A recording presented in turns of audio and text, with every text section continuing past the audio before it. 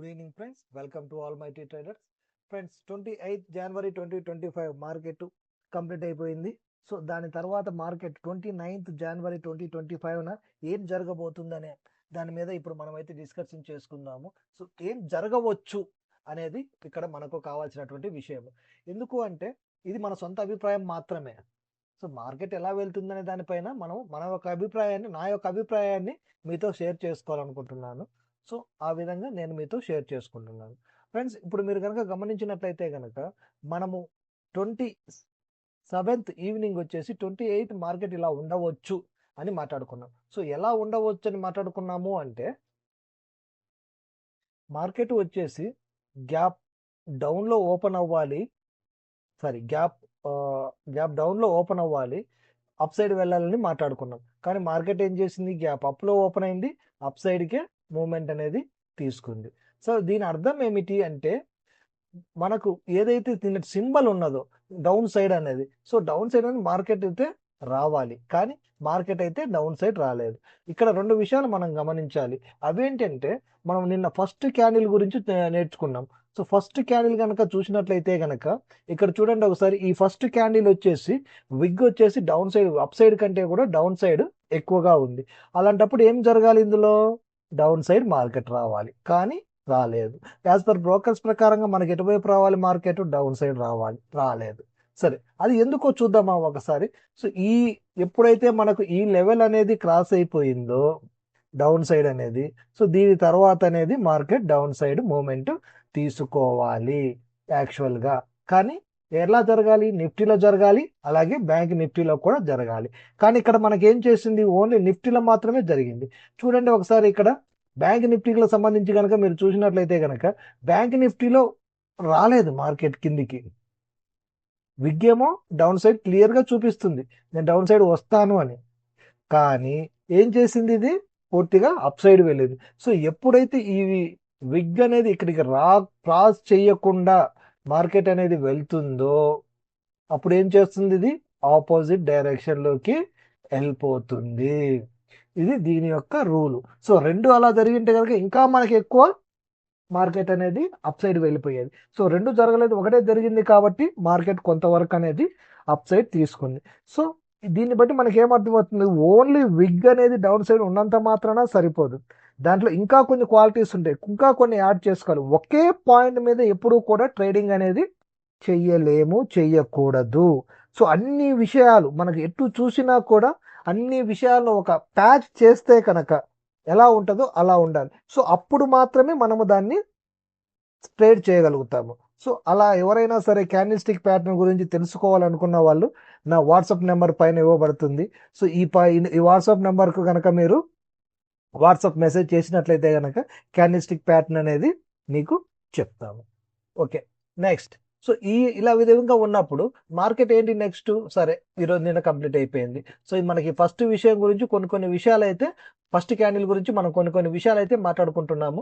అలాగే నెక్స్ట్ నిఫ్టీకి సంబంధించినటువంటి ఈ రోజు అయితే కంప్లీట్ అయిపోయింది మార్కెట్. మరి రేపటికి సంబంధించినటువంటి అనాలిసిస్ ఏమిటి అనేది ఒకసారి చూద్దాం. రేపటికి సంబంధించినటువంటి అనాలిసిస్ చూడాలి అంటే కనుక మన కాడ ఉన్నటువంటి ఏంటివి, 3 candle stick pattern and mid day. So ఈ రెండింటి మీద మన మార్కెట్ అనేది బేస్ అయి ఉంటుంది కదా. సో అదే ప్రకారంగా చూద్దాం. సో నిఫ్టీ ఏం చెప్తుందో చూద్దాం ఫస్ట్ ఒకసారి. సో నిఫ్టీకి సంబంధించి కనుక చూసినట్లయితే కనుక 3 క్యాండిల్ స్టిక్ ప్యాటర్న్ మనకి ఎక్కడైనా ఉందా, ఈ ఏరియాలో కనిపిస్తుంది. దాని తర్వాత ఎక్కడ కూడా 3 క్యాండిల్ స్టిక్ ప్యాటర్న్ అనేది మనకు కనిపించటం లేదు. సో ఈ ఏరియాలో క్యాండిల్ ఏం చెప్పింది, మరి ఈ ఏరియాలో ఈ 3 క్యాండిల్ స్టిక్ ప్యాటర్న్ కనుక మనం గమనించినట్లయితే కనుక ఏం చెప్పిందో ఒకసారి చూద్దాము. చూడండి, ఈ ఏరియాకు సంబంధించినంత వరకు అయితే మాత్రము ఇది 3 క్యాండిల్ స్టిక్ ప్యాటర్న్. సో ఈ 3 క్యాండిల్ స్టిక్ ప్యాటర్న్ అనేది ఏం చెప్పింది అనేది ఒకసారి మనము చూద్దాము. ఇక్కడ మనం కనుక గమనించినట్లయితే కనుక ఈ గ్రీన్ క్యాండిల్ ఏదైతే ఉందో, సో గ్రీన్ క్యాండిల్ యొక్క క్లోజింగ్ వచ్చేసి 23,007.30. సో మీరు పైన చూస్తూ ఉంటారు. సో క్లోజింగ్ అనేది 23,000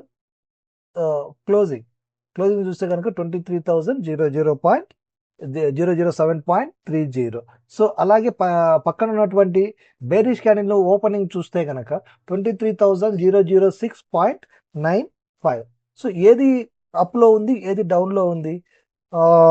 007 అనేది ఆటోమేటిక్గా మనకు అర్థమైపోయింది.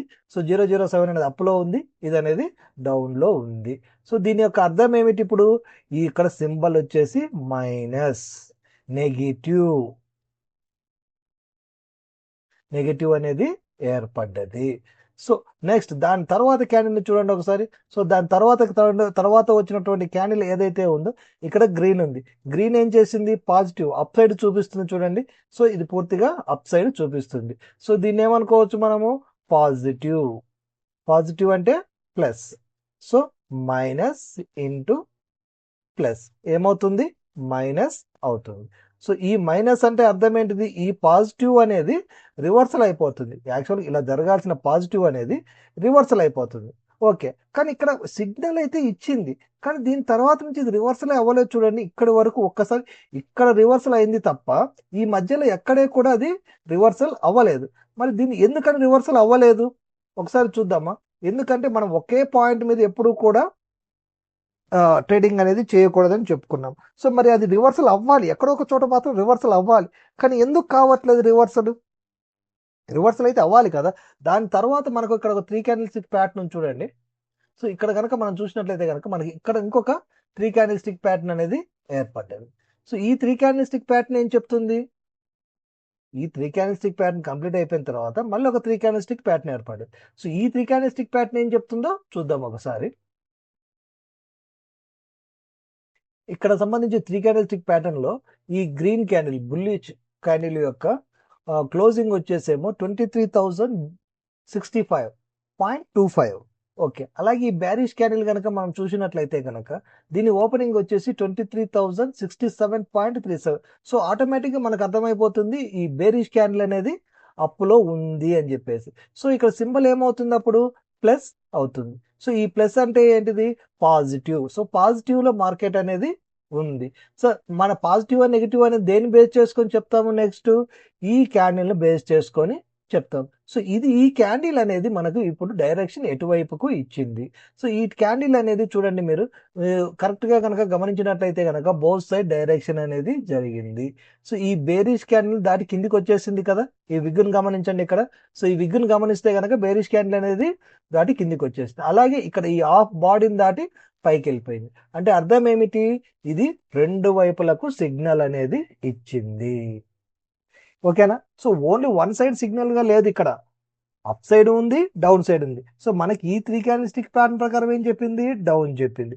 సో మళ్ళీ ఇక్కడికి వచ్చేసరికి ఏం చెప్పింది? Up down. సో అప్, ఈ డౌన్ అనేది అలాగే ఉంది, ఇంకా డౌన్ అనేది రాలేదు ఇంకా. సో డౌన్ అనేది వస్తాను అని చెప్పేసి చెప్పింది. ఇంకా ఇక్కడ కన్ఫర్మ్ చేసింది. సో ఇదేం చేసింది? కొంచెం అప్ సైడ్ వెళ్ళిపోయింది, ఆ తర్వాత భారీగా డౌన్ సైడ్ అనేది ఇచ్చేసింది. ఎందుకని భారీగా డౌన్ సైడ్ ఇచ్చేసింది? మనకి ఇక్కడ ఉంది డౌన్ అనేది, ఇక్కడ ఇంకా ఉంది మార్కెట్లో. సో ఆ డౌన్ అనేది రావాలి. సో ఆ విధంగా చూసుకున్నట్లయితే కనుక మార్కెట్ అనేది అక్కడ మళ్ళీ డౌన్ సైడ్ అనేది ఇచ్చేసింది. సో మరి ఈ సిగ్నల్తో ఒకటైనా సరిపోతుందా? మరి బ్యాంక్ నిఫ్టీ చూసుకోవాలి కదా. సో బ్యాంక్ నిఫ్టీ కూడా ఏం చెప్పిందో ఒకసారి చూద్దాము. ఇక్కడ 3 క్యాండిల్ స్టిక్ ప్యాటర్న్ ఎక్కడ ఉంది?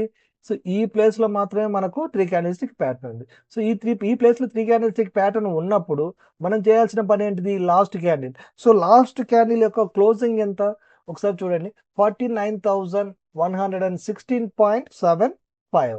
సో అలాగే ఇక్కడ ఉన్నటువంటి bearish candle. So bearish candle opening చూసుకుంటే కనుక 49,119.70. సో ఆటోమేటిక్గా మనకు అర్థమైపోతుంది బేరిష్ క్యాండిల్ అనేది అప్ సైడ్ నుంచి స్టార్ట్ అయింది. సో ఇక్కడ స్ట్రెంత్ అనేది బాగా ఉంది, అప్ సైడ్ నుంచి ఎక్కువ వచ్చేసింది కాబట్టి ఇక్కడ మనకు స్ట్రెంత్ అనేది ఎక్కువగా ఉంటుంది. సో అలా చూసుకుంటూ వస్తే గనక మనకు నెక్స్ట్ మన క్యాండిల్ ఏంటిది? Signal candle. సో ఈ సిగ్నల్ క్యాండిల్ చూస్తే గనక చూడండి, ఇక్కడ బాడీ వచ్చేసి రెండు విధాలుగా ఉంది. సో ఇది ఇక్కడ డౌన్ అయిపోయింది బాడీ. సో ఈ డౌన్ అయిపోయినప్పుడు బాడీని ఏం చేస్తాం మనము? సో అప్పు చూపిస్తుంది ప్లస్ డౌన్ చూపిస్తుంది. ఇక్కడ రెండు సిగ్నల్స్ కూడా ఏర్పడ్డాయి. ఓకేనా?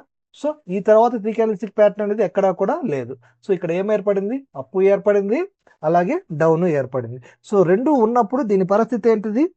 ఫస్ట్ ఎటువైపు వెళ్తుంది అనేది మనం ఎలా చెప్పగలం అనేది లాస్ట్ క్లాస్లలో చూసుకున్నాము. సో మళ్ళీ ఒకసారి చెప్తాను. సో ఎలా వెళ్ళగలుగుతుంది అంటే లాస్ట్ వరకు కూడా ఈ మార్కెట్ అనేది చూద్దాం ఒకసారి. ఎప్పుడు అయితే గనక మార్కెట్ అనేది ఈ లెవెల్ ఉంది కదా, మనకు 2 సిగ్నల్స్ ఇచ్చింది కదా, ఈ సిగ్నల్స్ ఇచ్చినప్పుడు ఫస్ట్ ఎటువైపుకు వెళుతుంది, ఈ సిగ్నల్ ప్రకారంగా మనం చూసినట్లయితే గనక ఇది మాత్రమే చూసినట్లయితే గనక ఫస్ట్ ఎటువైపుకు క్రాస్ చేస్తే అటువైపు ఫస్ట్ వెళ్తుంది, అంటే సెకండ్ మళ్ళీ అక్కడికి వస్తుంది మార్కెట్ అనేది. చూసారా? సో ఇక్కడ వరకు వెళ్ళిన తర్వాత మార్కెట్ ఏం చేసింది, మళ్ళీ డౌన్కి వచ్చింది. సరే ఇప్పుడు డౌన్కి వచ్చింది, మరి రేపటి పరిస్థితి ఏమిటి అనేది కదా. సో ఈ రోజు అయితే కనుక మార్కెట్ అనేది పూర్తిగా కంప్లీట్ అయిపోయింది. సో మనం దీని గురించి మాట్లాడుకున్నాం, అయిపోయింది. మరి రేపేం జరగబోతుంది మార్కెట్ అనే విషయం మీద అయితే ఫస్ట్ నిఫ్టీని చూసుకుంటూ వద్దాం. ఎందుకంటే ఈ మిడ్ క్యాండిల్ ఇంకా చూడలేదు మనం నిఫ్టీలో, అది చూసిన తర్వాత బ్యాంక్ నిఫ్టీకి వద్దాం. ఓకేనా? మనకు నిఫ్టీలో సంబంధించి ఇది వచ్చేసి మిడ్ క్యాండిల్. సో ఈ మిడ్ క్యాండిల్ కనుక మీరు చూసినట్లయితే కనుక ఈ 2 క్యాండిల్స్ వచ్చేసి మిడ్ క్యాండిల్గా చెప్తాము. సో ఇది చూస్తే కనుక ఏం చెప్తుంది, ఇది పూర్తిగా వచ్చేసి అప్ సైడ్ సిగ్నల్ ఇచ్చేసింది. ఇది పూర్తిగా అప్ సైడ్ సిగ్నల్ ఇచ్చేసింది. సో మనం 3 క్యాండిల్స్టిక్ ప్యాటర్న్లో ఏదైతే స్టడీ చేసామో దాంట్లో కనుక డౌన్ సైడ్ అనేది లేకపోతే కనుక ఈ వాటికి బీభత్స భారీగా అప్ సైడ్ అనేది మార్కెట్ వెళ్ళేది. కానీ మనకేంటిది మళ్ళీ ఇది డౌన్కు వచ్చేసింది. సో అప్ అనేది వెళ్ళడం అనేది ఇంకా కొంచెం కష్టతరమే. సో వెళ్ళినా కూడా ఎక్కువగా వెళ్ళదు. ఎందుకు, ఈ డౌన్ అనేది రాకూడదు మార్కెట్.